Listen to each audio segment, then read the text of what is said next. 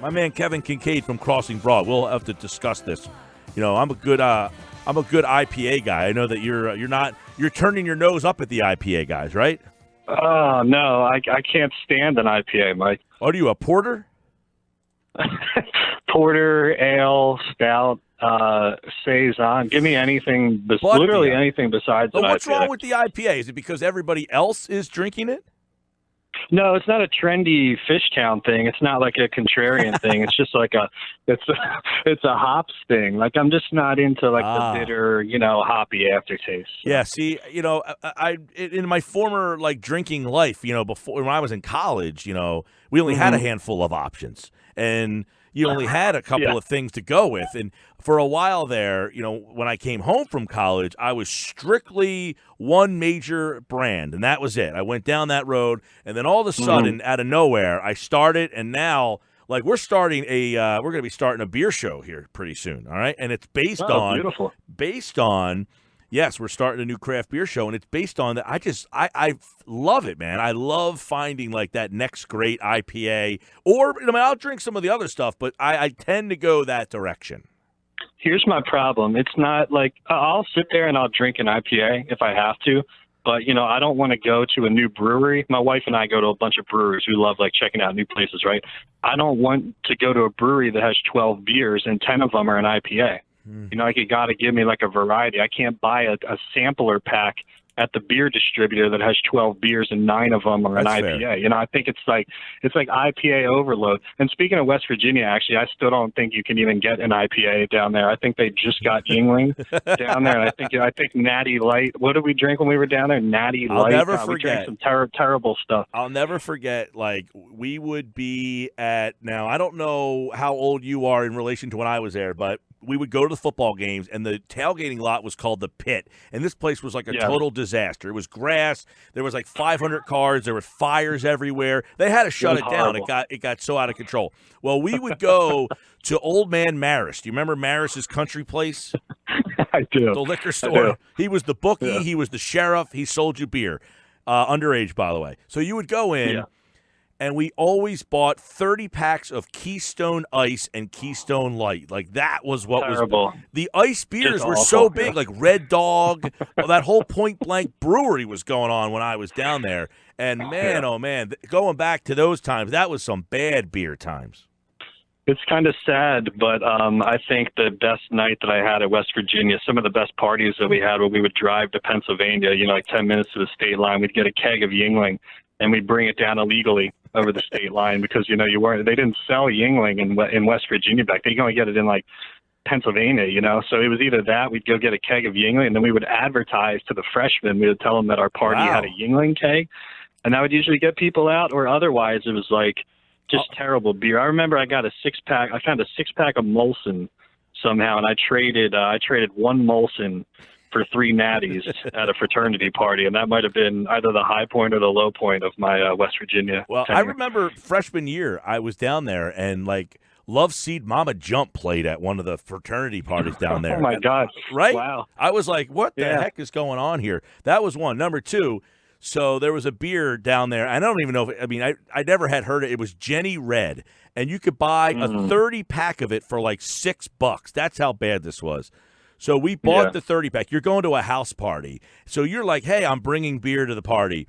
We bought this 30-pack of the Jenny Red. We put it in the fridge. We went to a party at that same house like a year later, and sure enough, there was 29 beers of Jenny Red sitting in the back of that fridge. That's how bad that beer was. Nobody touched it. Nobody ever drank it, and nobody even thought to throw it out. It was that horrible. I think it became like a status of this is how bad this beer is. We're just going to have it sit here, and no one will touch it, and will be embarrassed that you even brought this beer to our party. It was always weird to me because we were such a party school and we drank so much beer, and people seemed to take pride in that you'd think, like, as a result of that, we would, like, have more beer or good beer, or we would be beer connoisseurs. Beer just wasn't really around, right? No, it wasn't. Like, it was just, and you could buy it in the grocery stores, in West Virginia at the time. In Pennsylvania, we had the archaic laws. Jersey obviously has different laws too. But like back then, you could get it at the gas station or whatever. But you get like Bud Light and Miller Light and like some terrible like Natty or something like that. And that was it. I don't even know what the craft beer scene is like in West Virginia these days. It's not like the Jersey Shore, that's for sure. I would definitely. I haven't been back since I left. I got to go check it out sometime. All right, we're talking with. You wouldn't even recognize. I hear it's like a different town. I've heard, man. We're talking with Kevin Kinkead of Crossing Broad. He covers the Sixers, the Eagles, and everything in between, soccer. But one of the things that made news, and we talked about it on our show this week. Now, the Barstool Sports was down in the area, and they did their pizza reviews. Now. They did one in Atlantic City at Tony's Baltimore Grill, and they did one in Ocean City at Manco and Manco's. Now, you wrote about Manco and Manco's being covered, but nobody really picked up the one in Atlantic City. Now, we ran a poll about which one around here. Now, they're very, very distinctly different. Now, by the way, I think he did a poor job of rating Tony's Baltimore Grill. His number on Manco and Manco I thought was fair. But you thought altogether that pizza on the Ocean City Boardwalk, now, your reasoning in the morning or the afternoon might make sense. But, the sun does go down at night, and people walk the boardwalk, and are looking for a little something to eat, and a slice of pizza does make some pretty good sense. Well, I would like to explain my comments then, because I feel like my comments were misconstrued. People were coming at you from all angles on this. No, but I think my comments were taken out of context by the mainstream media, and people didn't understand. The mainstream pizza media? The fake news Twitter media was taking it the wrong way. But I don't have anything against Manco and Manco. Like, yeah, me and my friends have been going down to the shore since 1989 or whatever. Everybody's got their nostalgic moment or whatever the hell, right? Right. It's not about that. I specifically said, like, if I'm laying on the beach, and I'm all like hot and sweaty, and I've got sand up my butt crack, and I have like suntan lotion on or whatever. The last thing I want to do is walk up to the boardwalk and eat like a hot pizza. It's like I wouldn't go and eat hot soup in the middle of the day in July. That's right? fair enough, right? I wouldn't eat like an enchilada or something, would I? So like I don't. It's the same thing as like people drink summer beers in the summer, people drink winter beers in the winter. It's like things are seasonal to me, and so it wasn't. I think my comments were twisted and they were turned and they were used against me because I don't dislike Manco and Manco. I think the pizza's okay. I just don't. I don't want to eat it at like 2:00 on the afternoon on August 5th. That's fine. Yeah, you said I'm not eating hot boardwalk pizza when it's already 90 degrees out. Now, at night, when it's like 8:00, 9:00, and the sun has gone down, a nice slice of pizza. Yeah, a nice slice of pizza. Absolutely. Now, I thought that he was fair in his review of Manco and Manco. I thought very unfair. Now, have you ever had Tony's Baltimore Grill? I have not, no, and I feel like I should because my wife's parents have a place down in Mays Landing off of 559 Summers Point, Mays Landing Road. So we've been in the area, but for some reason, we don't do a lot of pizza when we're down there. We go to this place called Cousin Mario's, which is right around the corner from us. That's like our Italian place there. But no, I don't know. I'm not. We haven't been out enough, I guess. All right, well, when you and your wife come down, you have to let me know, and then we will chaperone you to Tony's Baltimore Grill because it's one of those things where when people come and visit and they say, because like Atlantic City's Boardwalk is way different from Ocean City in that there is no definitive like pizza place. Like in Ocean City, you have these cult people like that are the Manco and Manco's, or you have the Preps Pizza, or you have like in Wildwood Sam's. In Atlantic City, it's not that way. There's just no boardwalk pizza that is like the definitive, like has like a background. But Tony's Baltimore Grill really is the spot. Like if you're in Atlantic City and you want to get pizza, that's where people would tell you to go. So 4.9 was very poor. 4.9 was unacceptable. I've watched him do many of those. I think that's the lowest score I've ever seen him give. Well, when you say chaperone, it makes it seem like I need supervision or something. Like, don't you mean we would just go there together? Like, do I need supervision? Do you need to like watch over me while I try the pizza? It's not in the best neighborhood, but no, I'm just kidding. I mean, no, no, it's so that I would meaning chaperoning, meaning like so that you would be directed which way to kind of go, like what to order. Okay, all right. Okay. Yeah, like you Fair would go enough, in there. Fair enough. There's certain things like you would, if you go to Tony's Baltimore Grill, you want to make sure you try X, Y, or Z instead of like. Okay, I see what you mean. Yeah. Just like a guide, like kind of like a guide. Yeah, Like exactly. as if you're like a tour guide. Okay, that's fine. Exactly. Yeah, I got you. Yeah, there you go. All right, Kevin Kinkead's with us. So Manco and Manco beat out. We had the poll question, and Manco and Manco beat out Tony's Baltimore Grill. But I think it's a lot because more people are aware of Manco and Manco. But they are totally different styles of pizza, like way, way different. So you'll have to check that out. So you let us know, and we'll bring you over there sometime. So we also we want to get into this Donovan McNabb stuff, which anytime he talks, we always have something. And you and I seem to agree on this. A lot of people just see Donovan talk, and it's like, shut up, Donovan. You've already put your foot in your mouth too many times, which he has. And I was a Donovan fan. I think he has kind of been a little bitter. However, he said something today or yesterday about like, hey, look at my numbers. They're just as good. But I don't think it's a numbers thing with the Pro Football Hall of Fame. He changed the way that Eagle fans viewed the Eagles for a decade. Without him, you didn't believe that team was a legit Super Bowl contender. And that is why I think he should at least have higher consideration. Yeah, I think so too. And like, I think the thing with Donovan is it's just a classic case of like he just never helps himself. You know what I mean? Like everything he says always seems to come at a disservice to himself.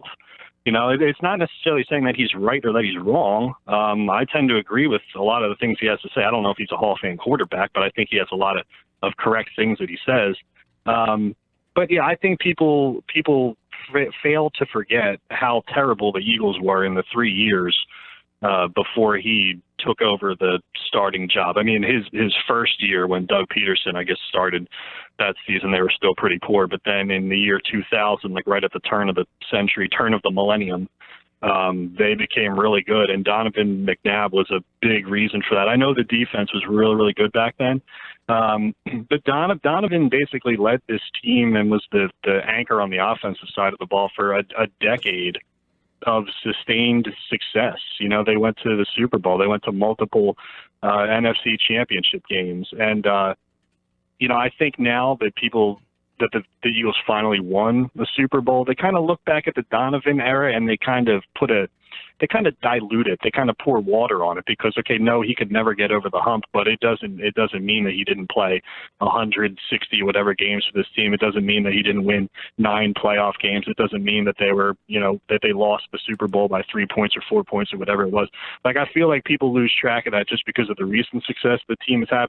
But the Eagles were awful before he came around, and he was a big reason for their success. We can't lose sight of that. No, and for 10 years, when you picked up a Sports Illustrated, back when magazines were still like a thing, they were on the cover every year being picked to be the team to win the NFC. I mean, it was a 10-year run that when you went to your newsstand, it would have Dr. Z's predictions. Philadelphia would almost always be the team that was picked to be in the Super Bowl, and that's not coincidental. It's because coach and quarterback, Reed's another guy who gets hammered a lot, but you tweeted it out. 164 games, 9 playoff wins, and they were right there in a Super Bowl. They went to the NFC Championship game multiple times. So I'll ask you, Kevin Kinkead, is it what he says or the team's failures that turns people off? I think ultimately it's more about the fact that they did not get over the hump. I think people just got frustrated towards the end of it because they got so close, and they just couldn't get there. And so the combination of Andy Reid and Donovan McNabb, people just said enough. But there was a point, Mike, where I was, I'm 34 years old, okay? And at age 28 is when Andy Reid was fired and Chip Kelly came in, right? So that was 2013, right? So that was 6 years ago. Yeah. At that point, Andy Reid had been the coach of the Philadelphia Eagles for half of my lifetime. Okay, he became the head coach of the Eagles when I was 14, and he got fired when I was 28. Right. So it's more, to me, it's more about the fact that it just went on and on and on and on, and they just could not get over the hump. And obviously, if they had won that Super Bowl, even if Donovan had gone 2-3 in NFC Championship games, or 3-2 or something like that, maybe that would swing the ball in his favor as far as getting into the Hall of Fame. But it's that. And then on top of that, the things that he says that don't help, I think. Yeah, it's the game. I was at the game against Carolina where Ricky Manning Jr. was throwing the receivers all over the field. I mean, it's such a it's almost like the Sixers process argument, like you're on one side or the other. Like McNabb never had any wideouts. The 1 year he did have a wideout, he was like the MVP. He could have been the MVP of the league. Like if you gave him TO for multiple years, I don't think there's even a conversation of whether he would have been a Hall of Famer. It's that they gave him Squinaddle for years, and that he was able to elevate awful players. Isn't that part of being a Hall of Famer, that you could elevate Todd Pinkston and James Thrash to the NFC Championship game? I mean, I guess that's always such an interesting argument with Donovan, because you say, well, the quarterback's supposed to make everybody else around him better, and that's true. But I mean, clearly, it was Brian Westbrook and everybody else by committee for a long time. And then you saw the difference when he had a bona fide number one receiver in Terrell Owens. I mean, I think how good T.O. was also showed how bad everybody else was that he had to throw the ball to for all those years. So that's a huge part of it for sure.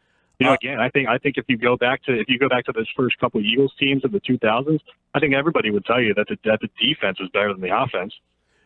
Yes, a lot more, because they had the personality. Man, they had Dawkins, right? They had a personality that was the defense, and it kind of goes back to, was it what Donovan says or how he acted or the failures? People just thought he was kind of aloofy, and just the air guitar stuff bothered people. He never clicked for some reason. He never clicked with like the cliche blue collar, hard working, hard hat wearing, lunch pail carrying Philadelphia fan, and I honestly think that when one guy led 30 other idiots up there to the draft to boo his selection, that was not a great. Do you know a little known fact about me there, Kevin Kinkead? What's that? At the time, in 1998, I was interning at that radio station, and I am the person who called the 30 people. Oh, did you get them organized? Yes, they have a list of people and said, these are the 30 people that will be on the bus. Can you call them to tell them, hey, you have been selected to be part of these dirty 30? So I went down the list and called hey, Joe, this is Mike Gill from so-and-so radio. You have been selected to go up to the draft with us. I was the intern that got that. That was my job. So we blame you. Is that what you're trying to say? Right. I indirectly called the dirty 30. Assembled them. But listen, the thing, I understand that, over the years, people say, well, Donovan should not have. If that affected him, they say, well, how you had years to get over it. I mean, he won over the fan base very quickly because he was a great player on the field. But I think there was just that just sort of set the table. That was his first interaction with Philly fans, was them booing his selection. It's almost strangely symbolic in a way. And I think for some reason, he just never clicked with this fan base for whatever reason. He was kind of goofy. He was kind of aloof. He would say some strange things to the press. He never just came in and said yeah, I'm going to work hard and I'm going to, just give me cliches. I'm going to roll my sleeves up. I'm going to, work as hard as possible. All he had to say was that kind of stuff. But right. I do agree. What I do agree with him in what he says in 2019, and this was a couple of weeks ago when he elaborated on the comments that he made about Carson Wentz. Donovan basically said that he feels like he gets a bad rap and people are going to always accuse him of the sour grapes routine whenever he says anything that could be construed as negative about a current Eagles player. Which is true. I mean, because everybody's going to say, he can't give a fair evaluation. If Donovan McNabb neutrally, truly in his heart of hearts thinks that Carson Wentz is this or that, he's an analyst. Of course you want him to say it. But whenever he does say it, everybody says, well, you're just saying that because you're jealous. Real quick, Kevin Kinkead covers the Sixers, so I do want to get a couple of quick, because we're watching this Eastern Conference Finals. One of the questions that you asked Brett Brown was about his offense, and then we're watching right now Antetokounmpo kind of get bottled up a little bit here, and you wrote about Ben Simmons and his jump shot, and that's the big, back and forth between Sixer fans right now. And we're watching Antetokounmpo, who's in his 6th year and went from his first 2 years where he was, just a very raw but very exciting-looking player. 6 years in. Do we need to wait 6-7 years possibly to get Ben Simmons to a level where everybody feels like this guy is the player that we want him to be, or do you think that he could surpass a player like Antetokounmpo? Oh God! I mean, I hope it's not 6 years. I'll be 40. I know Giannis has been pretty good the last couple of years, but now he's like an MVP level player. But his game is, he can't shoot either. He tries. No, I mean, in Toronto's double teaming him, they're throwing some traps at him. They're doing some good things to take him away. But the difference between Milwaukee and the Sixers is that Giannis is basically if you're playing 4 out and 1 in, Giannis is the guy who's in, and then he's got 4 shooters, four people who can play on the perimeter around him. The difference is you try to run that with Ben Simmons and the Sixers, and then you have the problem number 2 that everybody complains about, which is Joel Embiid standing on the perimeter, and everybody says, well, you got to get his butt down in the blocks, right? So I asked Brett about that straight up. I'm like, look, everybody complains about handoffs. Everybody complains about Embiid not being down in the blocks. You had Jimmy Butler this year. You had Tobias Harris this year. You ran more pick and roll. You were hands off at the end of games, and for the most part, it worked. Have you changed your offensive philosophy? And he said no. He likes his motion offense. He wants to pass the ball. He likes the fact that they are top 5 in the league in passing. It doesn't matter if you turn the ball over, because that's what happens when you pass the ball a lot. He wants to play like the Golden State Warriors, and he wants to play organic, free-flowing basketball, which ironically is the same way that Jay Wright plays. Everybody talks about Jay Wright being this sexy and trendy pick to replace Brett Brown, but they share a lot of the same offensive philosophies. Ben Simmons needs to come back with a jump shot like this summer, because not only does it open up his game, but it solves the Joel Embiid problem of him standing out on the perimeter and shooting 30% from 3. Like, those two things are intertwined. And if they're going to be the 2 guys going forward, you don't know if you're going to have Jimmy or Tobias next year. Then to me, that's problem 1A and 1B. Either Joel Embiid has to become a better perimeter shooter, or Ben Simmons has to become a shooter in general. Right. By the way, I'm watching this series, Raptors-Bucks, and I see Sixers-Celtics, a one-dimensional offensive Bucks team, guys who can't create and put the ball on the floor against a tough defensive-minded team. Now, they have Kawhi, which last year the Celtics did not have that guy, but I'm seeing the Bucks team is just one-dimensional and don't have the athletes to defend, and it reminds me a lot of what happened with the Sixers last year, where you have Connaughton and Ersan and Mirotic, a lot of slow-footed guys on defense, and I think that has really changed this series around. It has, and I think moving forward, and we were saying this even this time last year, that the Sixers have to find athletic two-way wings. We think Zaire Smith can be that guy. Jimmy Butler was that guy. Can you find another one of those at 24, at pick 24? Can you find one of those at pick 33 or 34? They're in an interesting spot where, last year they hit on a late first round draft pick in Landry Shamet for the first time in whatever, Yeah. And then 33, 34 is kind of in that area where you go for those juniors and seniors, those guys who have a little bit more development and who are ready to play right now, because that matches your timeline. That matches where you are right now. Which is what I said. Like Jalen Brunson's like a guy who's drafted in that kind of range. You know what I mean? Cam Johnson's name's going to be the one all over because he fits all that. He defense, long, senior. Yeah. The guy from Washington too, Thibault, is a really good defender, and people seem to have him projected in that range as well in the late first round. So I think Toronto is showing you that they just have athletic kind of two-way guys, and if you take away Giannis, you can't rely on these other guys to attack closeouts or to consistently hit open shots or whatever. So that's the problem that I think everybody was talking about with Milwaukee from the beginning of the year. What happens if Giannis isn't cooking? And now you know. You're seeing it now. Kevin Kinkead at Kevin_Kinkead covers the Sixers, Eagles, and just about everything else at crossingbroad.com. It's always soccer podcast for the soccer fans out there. Check that out as well. And when you're down here, we will get you Tony's Baltimore Grill Pizza. All right, my man? Absolutely. I'll take you up on that. And you have to come back to Morgantown at some point, all right?